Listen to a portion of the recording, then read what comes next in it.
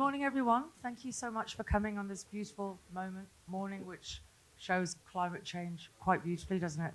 Today, we're examining how the media industry can move towards climate neutrality and consider if the answers lie in innovation or in simplicity and restraint, and whether ad tech is a problem or potentially part of the solution. My esteemed panel today, who obviously all checked their wardrobe before they came out this morning. Absolutely, it's lovely. So my esteemed panel include Halvard Kristiansen, Managing Director Nordics, smartclip. Guillaume Belmas, is that all right? That's it. CEO and co-founder Realytics. And Otto Millet, Managing Director of IAB France. I just wanted to start off this conversation talking about the wonderful, I think, not WPP doesn't, the wonderful work done by Greenpeace this week. I wondered how you felt about it and if it resonated with you in any way. I was having a meeting just beside the WPP beach when they came on the beach, and well, it can be surprising, but yeah, we need to change every people's minds, and I guess it was one of the way to do it, but we need to change people's mind about this. So that's one way to do it. Yeah. Do the other two have anything to say about that? Well, I mean, I passed them this morning because they had a new action going on this morning, and I think they're making a good point about ban fuel ads. The big question is going to be how, I think, and I think France has done some fantastic initiatives in this area. Yes, so in France it's already banned. So there's a climate law, and so you can't anymore advertising on fuel on a company. So that's a big change in France. But sorry, I'm just no, because I'm very curious about it. I just learned this morning. Go for it. So they're literally banning all fuel heavy, or is it like treating like tobacco, like you have to have a warning sign? No, it's banned. It's totally banned. Yes, and in 2030, I think it will be also banned for thermics car. So you will be allowed to communicate only on electricity cars. But what I want to say about Greenpeace, it's great, of course, but I think we should always keep in mind that advertising is not only evil. There's too many green people who think that we have just to stop advertising and the world will be better. We have to keep in mind that advertising is also a very good leverage to keep the behavior, to make the behavior change. So I think, of course, banning some fuel energy or this kind of thing is a good thing, but I think we should keep in mind again that advertising could be very useful in this climate change combat. And can you think of any examples of which brands are actually affecting behavior change well with their marketing and advertising at the moment? I think we would just talk about car. I mean, automotive. I mean, they are now, I don't know in the other country, but in France, if you look at the TV in France, all the advertising about cars are electricity cars. So, and the demand is only about electricity cars. So it's a big change. It's a huge change in a very short time. So yes, I mean, there's some good example already. There is a very concrete example for the car advertising. They have to put some behavior change messages like consider walking or taking your bike for a short distance in a car advertising. Yeah. So they're literally trying to change people, the way people behave.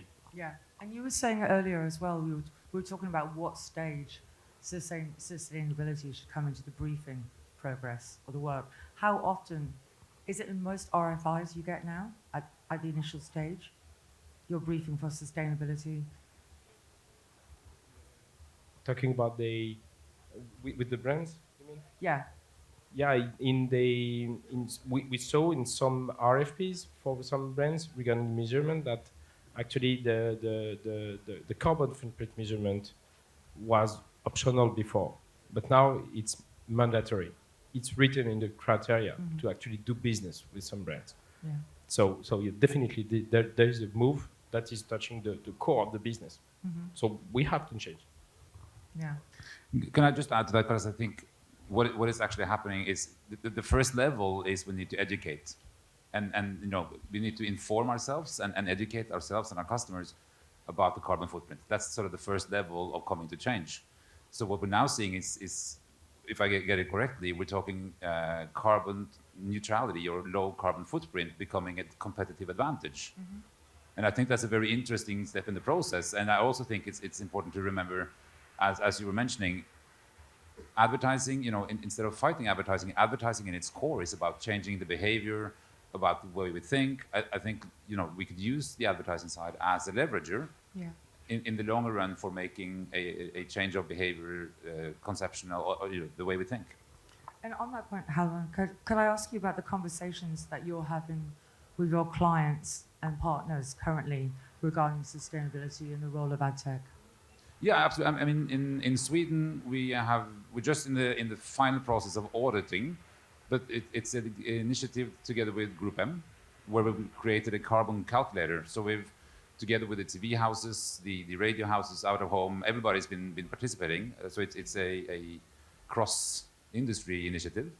And we actually come up with a carbon calculator at the moment, where you could type in the budget, the CPM levels, and you will actually get the carbon footprint of your campaign. And my guess is that this will be, in the long run, a part of the decisioning process when the CMO is actually deciding on the plan. He will say, okay, we discussed it earlier, that you probably have the sustainability officer sitting together with the CMO deciding on the marketing plan, because it's not about only finance anymore, it's going to be finance and sustainability. But we need for that the standardization and harmonization of how we calculate the carbon footprint of a campaign. Because if we want to make comparison, I mean, if everybody use different frameworks, I mean, for the CMO, it would be very difficult to make a choice. And also, we want to avoid the risk that there will be a competition between media. That's not the objective. So what we are doing in France and at IAB, for example, we are working on the frameworks for digital campaign. And it will be the same frameworks for everybody, using the same database. And it does mean that for the CMO, it can use any kind of calculators, but the frameworks will be the same for everybody. And I think I heard that the French television is doing the same thing. Press is doing the same thing. So outdoor is doing the same thing. So all the media will have its own frameworks. And it's good, and it's great, and we should go this way, and we need this standardization, harmonization, and it should be worldwide at the end, I think. Yeah. And can I just add again? Sorry, it's but I think we're having, we're going to face an issue because the framework is going to be a central part of this. I mean, in the digital world, we're still asking ourselves the question whether it's viewable or not on an impression level, which is kind of perhaps the most easy to answer question of all, but because different frameworks creates confusion. And I think this is going to be a very big question. Who will be the umbrella organization that decides the framework, so we're not ending up once again in this industry, discussion will be about what framework, where does your framework start and where does my framework start? And we end up in some sort of measurement discussion once again that we have for the last years. Exactly, and then it becomes an undignified scrabble and lots of disorganized frameworks. On that, Guillaume, I wouldn't mind to ask you about your carbon analytics feature and what it does, and if there's anything interesting that you've discovered in your beta testing. We just released a new feature enabling the measurement of carbon footprint for TV campaigns. Because as I said, now it's more and more a requirement for brands, but also it is important to have a first step in this direction. But on the value chain, you have many steps. The creative one is very complex because we talked about this. Where the responsibility of carbon footprint begins. So that's one thing. And then going forward into the value chain, there is from the construction of the plan, then to all the technical steps between the creative delivery and so on, and then, last but not least, the broadcast of the campaign itself, which for France is quite complex because we have TV sets, yes, but we also have set-top boxes, and set-top boxes from different operators, depending on how the setup you can have, is very complex. But it's what we provide for every TV campaign. And yeah, I agree. This is the very first step of what we are doing. But then there is an harmonization work to do here, along with digital, along with all the other things that we may not have included into this measure. Right, thank you.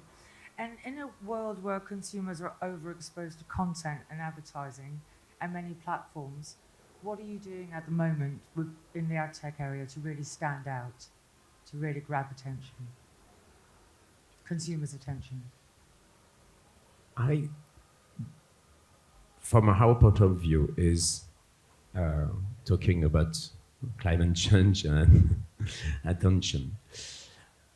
I think we should be, and we are working on that, especially in digital advertising, thinking more efficiency.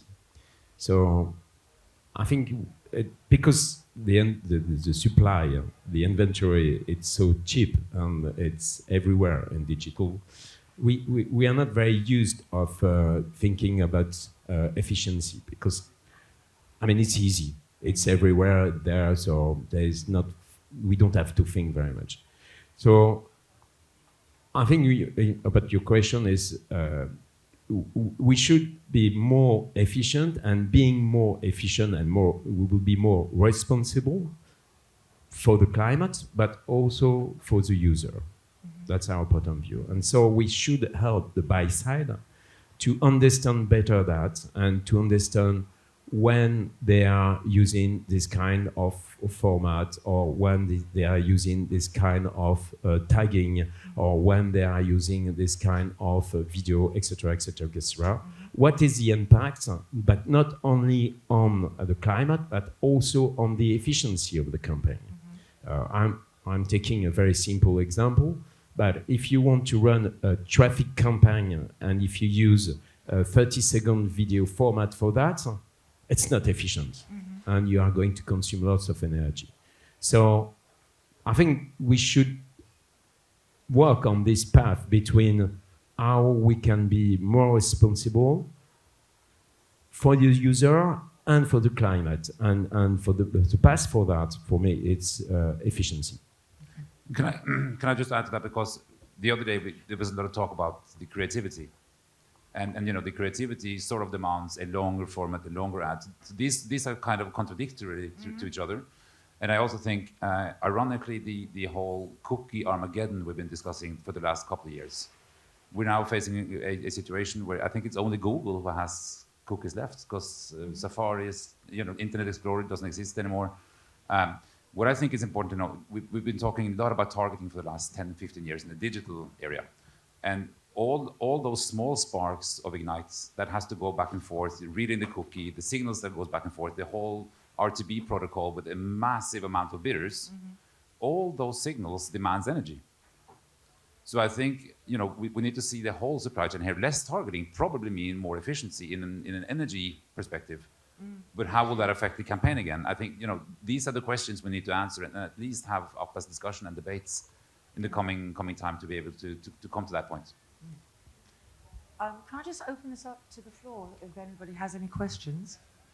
Oh, you're waving your fan. I thought you were asking a question. It is a little bit hot, isn't it? Okay. So can I ask you as well at the moment, is like, how is ad tech damaging the planet? You brought some very good examples up there. You mentioned servers earlier. Is there... How do you think about ad tech in terms of climate neutrality or sustainability? Is ad tech damaging? Yeah, there is, from a strictly tech standpoint. Yeah. There is a lot that software can do. So there is obviously the way we optimize the servers and cloud servers consumptions, but there is also the way we use it. That is to say, for example, we had a software eco-design approach to some of our tech we are using. So since we are processing TV signals, TV streams, we changed the way we are processing those streams because we're working on many channels, and the way we modified this enabled us to actually reduce by 30% the server's consumption. So it's double win because we reduced the server consumptions from an economic standpoint. It was interesting, but consequently, the best carbon footprint is a one that you don't create. So basically, we reduce the number of servers we are using, and consequently, the carbon footprint as well. So this is not something we thought about at the very beginning, but then we found out that it's actually very important in the software industries and also the ad tech industries to think about eco-design of software, which is not something that is taught in schools, and now it's more and more in people's mind. Yeah, interesting. And what are the most common questions that you're getting from brands and clients at the moment? What are the biggest concerns? I mean, many I know feel that it's so overwhelming that they don't know where to begin. Do you have a starter pack of understanding how to begin? I don't know for my side. I will let you answer that. But what I can tell is our conviction. We are convinced that the carbon footprint of a campaign will become a really big question for all the CMOs, and I think is tomorrow, or perhaps when I say tomorrow, it's really tomorrow. Is for marketers today, campaign. It's part of the scope 3 of your carbon footprint. So it will be so important for them to have the lower carbon footprint for the scope 3. So the pressure is going to be hard, and we have to be ready for that. Yeah. No, I think, I mean, at the end game, it's always going to be about the consumer. So, I mean, because all of us, I think, we're kind of easy people in that way, that if someone holds a bag of money in front of us and puts the brand sustainability on it, we will start changing our way. And the same goes with the consumer. As long as if the consumer starts more and more pushing their way over to sustainability, asking those questions, you know, the whole industry will shift slowly but surely over. And you know, the whole tech needs to be developed in such a way. I only learned yesterday that we're moving towards a 5G environment, and 5G basically means that fewer base station has to be sparked off, which means a significant reduction of the energy consumption. So I think the whole shift is ongoing, and I think the most important thing is we're putting this on the agenda. We're getting the questions. We're getting into the conversations. And I think we're going to see more and more demands coming from everybody. And there is the basic thing that is requested is actually to measure, but then the second step is to say, okay, how can we improve this? But the challenge with this second step is to say, can we improve while keeping the performance, keeping all the KPIs we need and so on? It's a challenge, not only for the brand, but for the whole industry, because meaning reducing while increasing on the other side. It's a challenge. It's doable, but it's a challenge. Yeah. I mean, we talked about behavior change earlier, which I think is fascinating because advertising has this huge power to change behaviors, but very rarely sees it through. The way you're working, it's very long term, isn't it? What do you think is the most important thing that you can do in each of your professions at the moment to really affect the way business leaders launch the sustainability efforts? Again, on the tech side, I would say that is simplicity. We need simplicity in what we develop in all the platform and softwares we are building, because it's a balance between all the innovative scenarios and so on we can create. And most of the time, when you have this in mind, you don't consider the consequences in terms of carbon footprint and so on. And then does it really matter? Is it really innovative enough and not carbon generative to be rolled out as a new product? And then there is also this eco design I talked about. So there is a balance that is not that we have to keep in mind all day long. And people's mind in the tech industry are changing and moving forward. It would also take time, but we are acting in the good direction so far. Oh, I've just been told we've got to finish in a minute, so can I ask you to sum up what is your the most important criteria, the most important thing you want to achieve in the next year? Professionally, obviously. Professionally, yeah, of course. Because otherwise it's 2 hours. Again, I think if we can have these frameworks for ready for all the media, it will help. And also, if all the markets and all the advertising and digital television could understand that it's a big thing, I think it's okay for most of the big brands.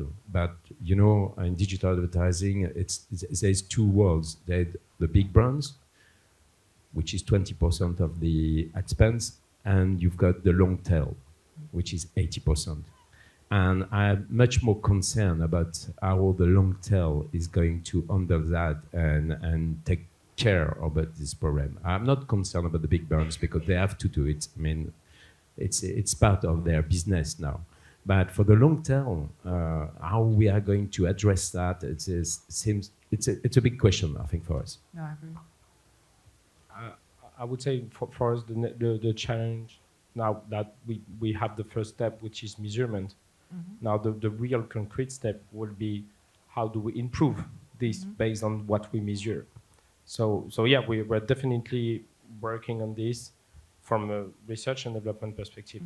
We have several directions, but one of the interesting directions would be to have the right balance between efficiency and carbon footprint reduction, meaning reducing all the wasted impression, the useless impression, if we can call it this way. Interesting, thank you.